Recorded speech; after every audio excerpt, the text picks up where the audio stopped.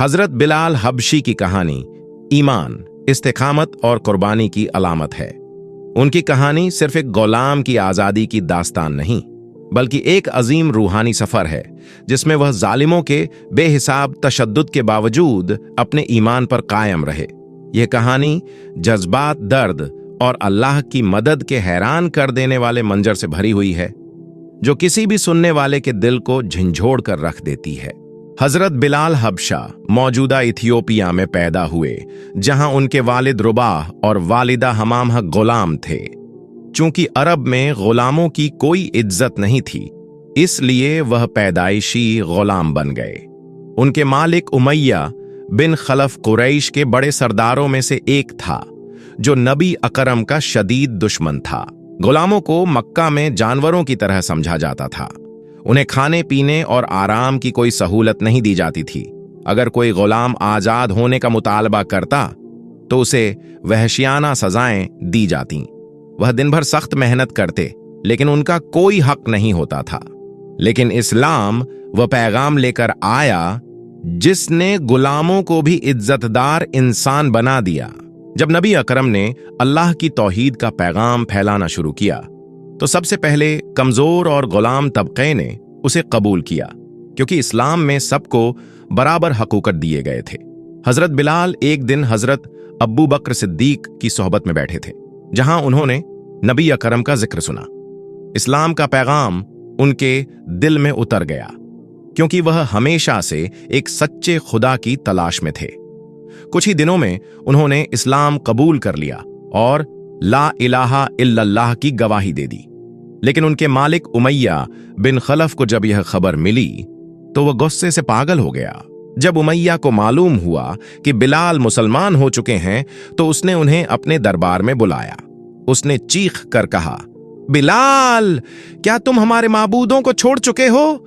बिलाल ने निहायत मजबूती से कहा, अल्लाह एक है, अल्लाह के सिवा कोई माबूद नहीं।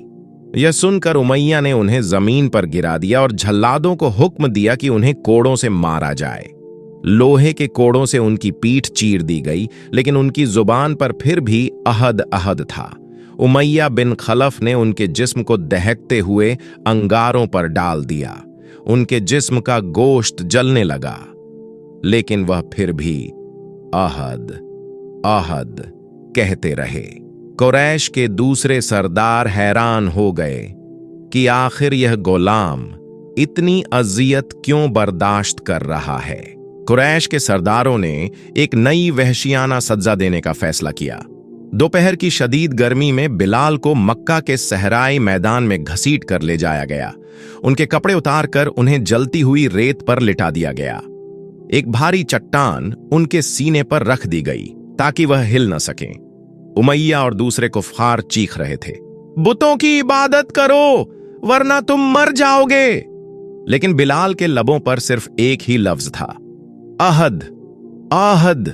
उमैया बिन खलफ ने गुलामों को हुक्म दिया कि बिलाल के जिस्म को रस्सियों से बांधकर मक्का की गलियों में घसीटें। वह घसीटे जा रहे थे।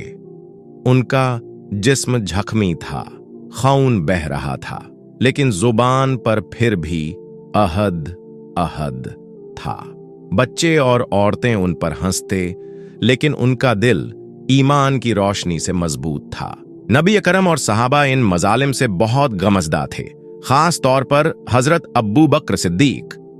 एक दिन जब उन्होंने बिलाल को जमीन पर तड़पते देखा तो वह फौरन उमैया के पास गए। हजरत अब्बू बकर ने कहा, तुम्हें इस गुलाम से क्या काम, इसे बेच दो। उमैया ने कहा, ये किसी काम का नहीं, अगर तुम एक दीनार भी दोगे तो मैं दे दूंगा।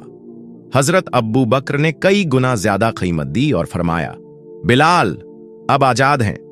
बिलाल ने जब यह सुना तो उनकी आंखों में आंसू आ गए, क्योंकि आज वह सिर्फ एक गुलाम नहीं बल्कि अल्लाह के आजाद बंदे बन चुके थे। जब मदीना में मस्जिद नबवी तामीर हुई तो नबी अकरम ने फरमाया, बिलाल, तुम्हारी आवाज बहुत खूबसूरत है, तुम हमारे मुअज्जिन होगे। हजरत बिलाल ने सबसे पहली अजान दी और उनकी आवाज सुनकर मदीना के लोग खुश हो गए। वही गुलाम जिसे कभी मक्का में घसीटा जाता था, आज इस्लाम के सबसे पहले मुअज्जिन बन चुके थे। 8 हिजरी में जब मुसलमान फतह ए मक्का के साथ खाना काबा में दाखिल हुए तो नबी अकरम ने फरमाया, बिलाल जाओ और काबा की छत पर चढ़कर अजान दो।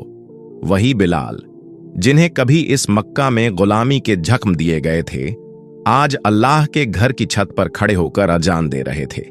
कुरैश के वही सरदार जो उन्हें कोड़े मारते थे, आज बेबसी से यह मंजर देख रहे थे। हजरत बिलाल नबी अकरम की वफात के बाद बहुत अफसुर्दा रहने लगे।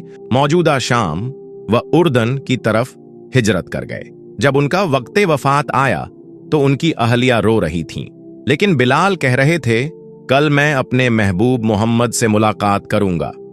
यूं वह ईमान पर दुनिया से रुखसत हो गए।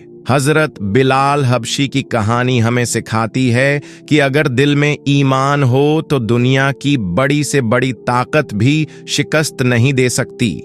अल्लाह के वादे सच्चे हैं और जो अल्लाह के लिए कुर्बानियां देता है, अल्लाह उसे दुनिया और आखिरत में इज्जत अता करता है।